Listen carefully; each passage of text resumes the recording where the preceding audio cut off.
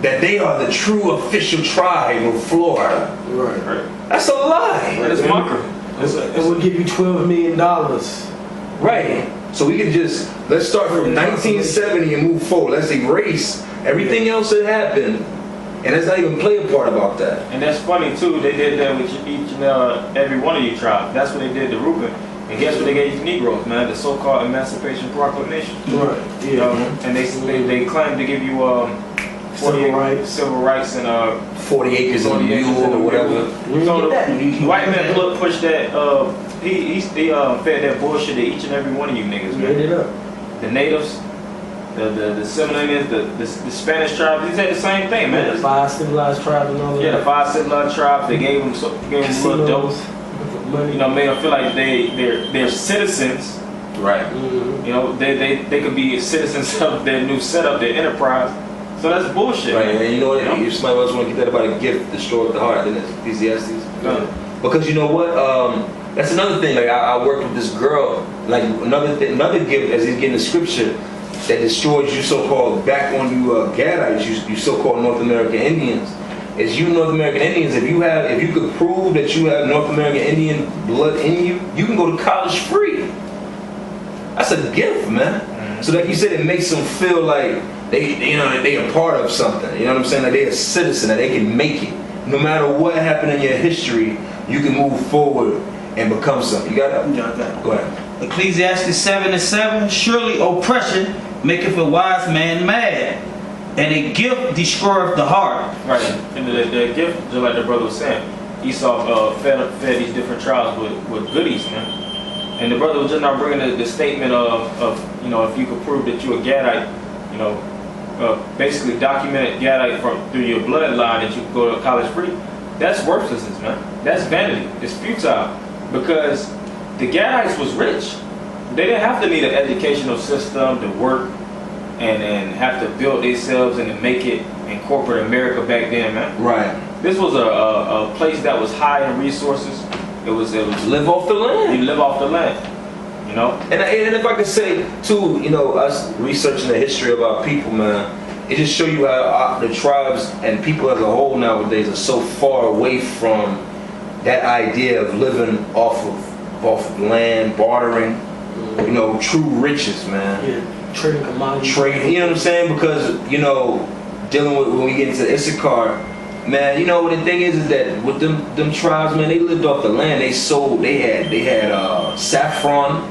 Saffron is an expensive spice, man. One of the world's most expensive spices, man. You know, chocolates, these things, you don't need money. Like if you lived in a place and you had all these fruits and vegetables and animals and things, what the fuck do I need? Right. What do I even need with gold? Right. And the thing is too, it wasn't just North America, you know, the Gadites in this land, they just trained amongst themselves. They was trained in the different islands with the Latin tribes. You know, they had a major economy. They had a trading system going on, man. Whether it was clothing, like the brother was saying, whether it was various type of substance, gold, you know, assets, so-called silver, stuff like that. They had all that, man. But the white man came and he stole everything. You know, basically, like you were saying earlier, brother, about those gifts. You know, all the tribes basically proud against the other tribes. You know, you know, you got the so-called Mexicans. You know, they proud against Negroes. You know, the so-called Haitians proud against, you know. So all the tribes beefing, you know, but mainly go back to Esau. Yeah. You know, putting his gifts. Yeah, he sowed that seed. You know, like the so-called Negroes think they better than Issachar. You know. Right. So, you know, basically that go for all the tribes. Right, and this is the Hebrew word for gift. It goes back to the Hebrew word shakad, which means a present or a bribe. A bride. Right, damn bride. Well, listen, you take this, you take this, and forget about this. Right. Deal? Like Obama, he bribed them, you know, y'all can get work permits. You know, so that's a bribe, that's a gift. Right. You know? And it's either you take it or we just kill your ass. That's basically how Esau. That's how Esau presented. Get down or lay down. Basically. Yeah, get down or lay down. So, you know, they had certain conferences with the chief leaders, say, you know, we're gonna do this, we're gonna give you your substance, we're gonna take your land, or we could just, you know, come in and kill all of y'all, you know, and then put it in the history books that y'all savages, which they already did. And the tribe leaders, they consented, man. We don't have no choice. They took the substance, went with their tribes, and they removed out of the lands, and they did that to each and every tribe of them Gadites, man. Even with the tribe of Judah, with our so-called leaders, you know, they do the same thing. You know, these Martin Luther King dudes and shit. You know, they sold us out, you know, for this devil. Right. Sellouts always been in the beginning of the time, man. All right, they always go to the top guys, because when you execute the head, the body is gonna fall also, man. That's right. But I'm gonna keep going. Yeah, wanted something in Revelation, brother? Yeah, Revelations 6 and started 4. Okay. Revelation 6 and 4, and there went out another horse that. Jump to verse 2. Revelation 6 and 2. And I saw, and behold, a white horse, and he that sat on him had a bow, and a crown was given unto him, and he went forth conquering and to conquer. See that it says the white horse.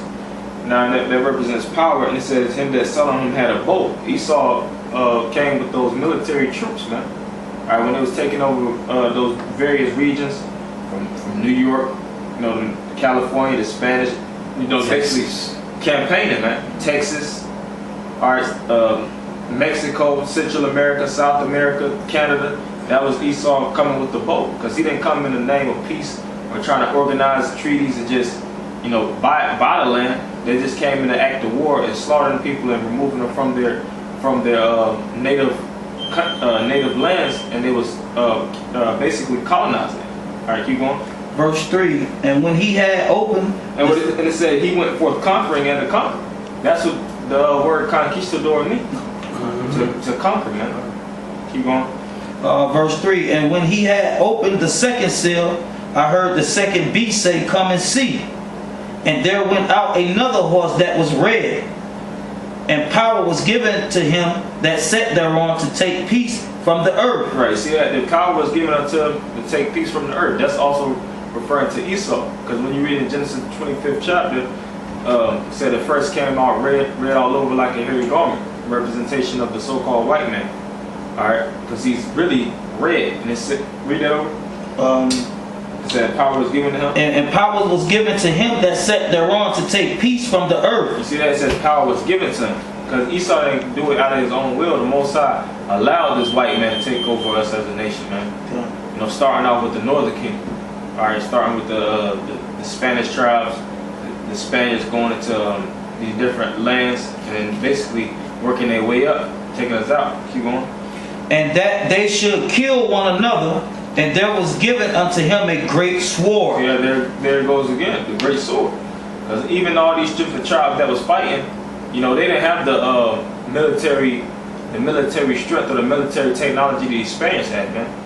Or these different Edomites came with. They came with higher technology of power, man. They came with warfare. You know, of warfare. That's the correct term. You know, they just had a bow and arrow. Which even the Gadites too, they was whooping their asses.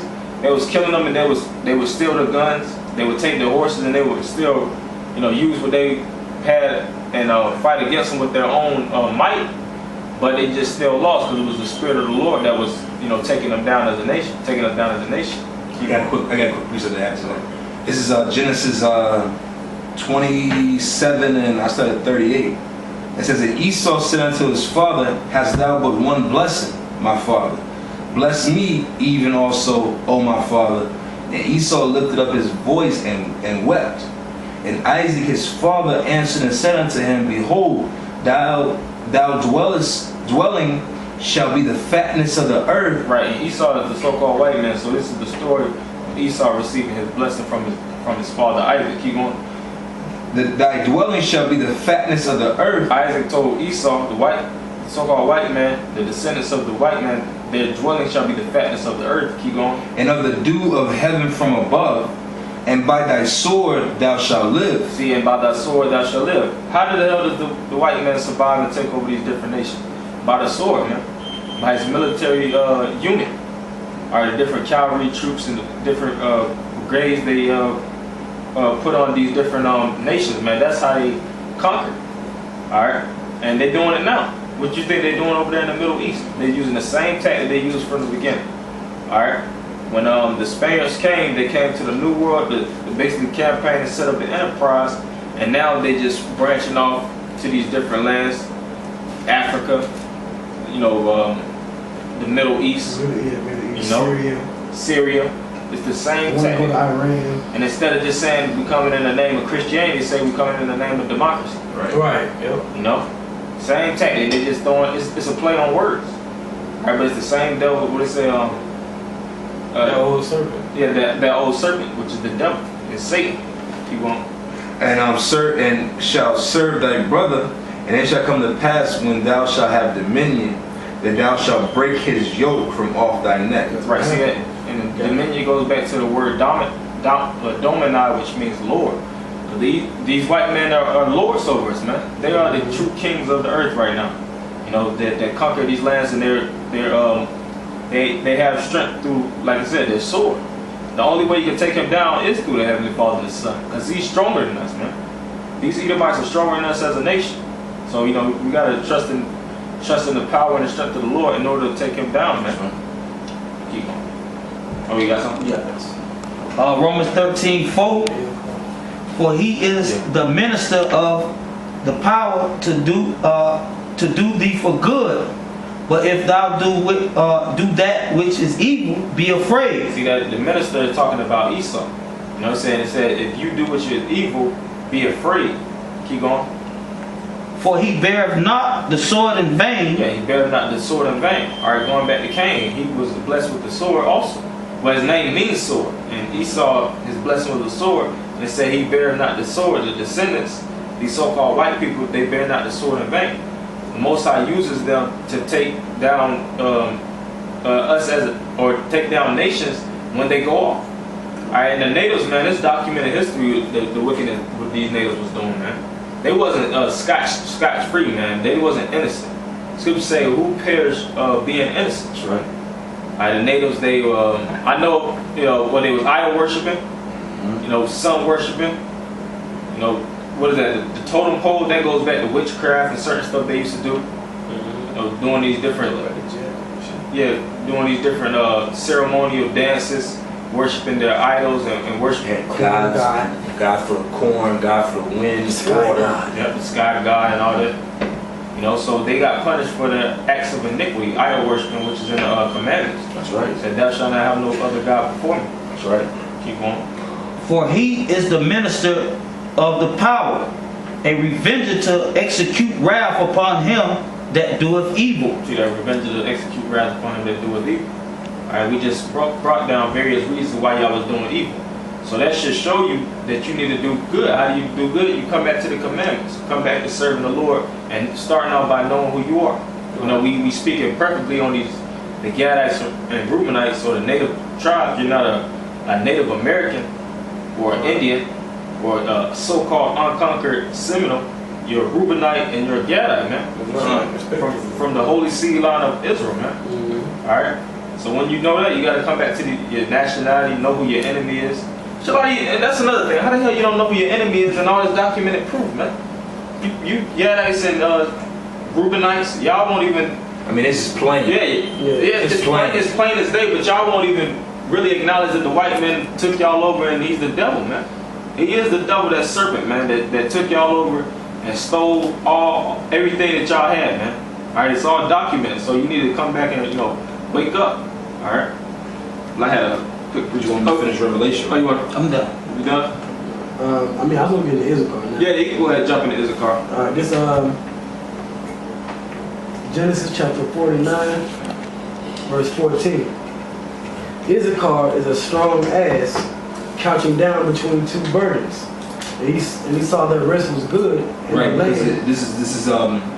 This is a breakdown on Issachar, the so-called Mexicans, and it says he's a strong ass. You know what I'm saying? Like you so-called Mexicans, man, y'all are strong. Y'all are known for working. The work that y'all do. You know, when I hear the so-called Negroes complain about the so-called Mexicans taking their work, I be like, man, the work that they got, y'all don't want that work. Right.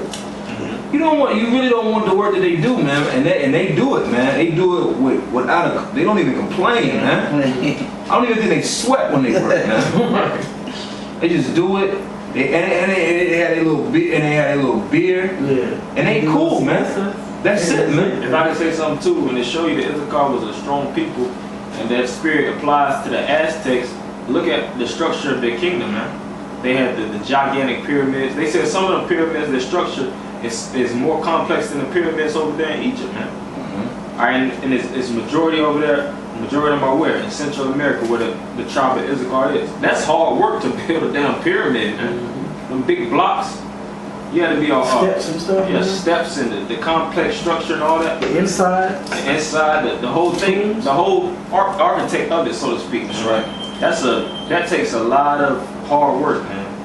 And the heat. And heat on extreme weather on top of that. Mexico was hot, man. You know, keep going. It says Issachar is a strong ass couching down between two burdens, and he saw that rest was good. Right, that's going into what y'all would call your siestas. These are context clues to prove who you are. That's how we know that Issachar is the so-called Mexicans today, because you have your siestas, which means rest, a break.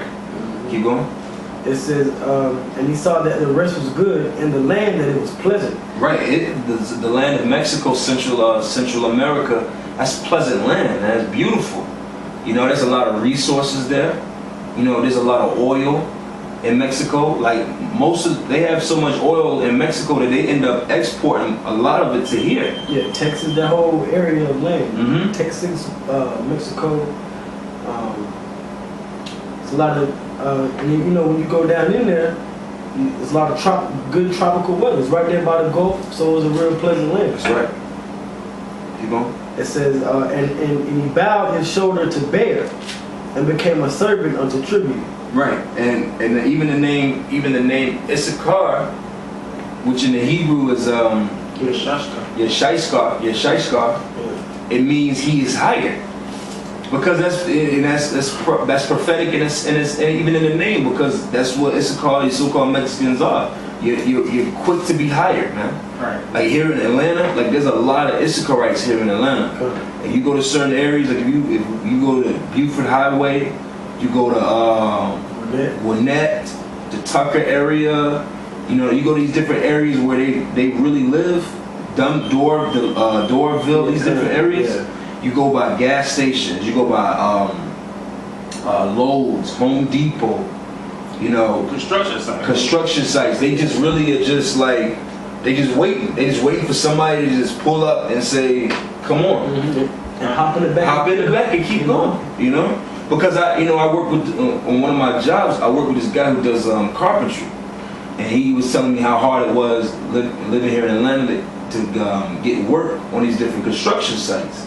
So he was telling me how, because he's like, now he said, man, back in the day, like the 70s and 80s, he said he used to come to Atlanta, used to be nothing but black people, like so-called Negroes on these different construction sites. But he said it ain't like that no more. It's straight Issachar on these sites. Mm-hmm. And he said he asked the guy, the foreman was a black guy. He was like, man, why is that? He was trying to figure out, right? He said, the black men, you pay them on Friday, they might not show up on Monday. Mm-hmm. But so-called Mexicans, you give them their check, they gonna be on the job site on time, work hard, don't give no help, because like the scriptures say, he's a servant on the tributes, man. He like Issachar has a real working spirit, man. Okay, so we anybody hold on something? I know you got someone asked. That's right. Yeah, I mean, I guess we can just go into the history or whatever. Yeah, let's get it. Alright, I started what you got? European is going to history.com topics on the Aztecs. Said European invasion and fall of the Aztec civilization. Right. Which the Aztecs are the tribe of Issachar was known as the Aztecs before they became the Mexicans. Right. Alright. The first, what you want to say? Well, yeah. Go ahead. The first European to visit Mexico territory was Francisco Hernandez de Cordoba, who arrived in Yucatan from Cuba with 3 ships and about 100 men and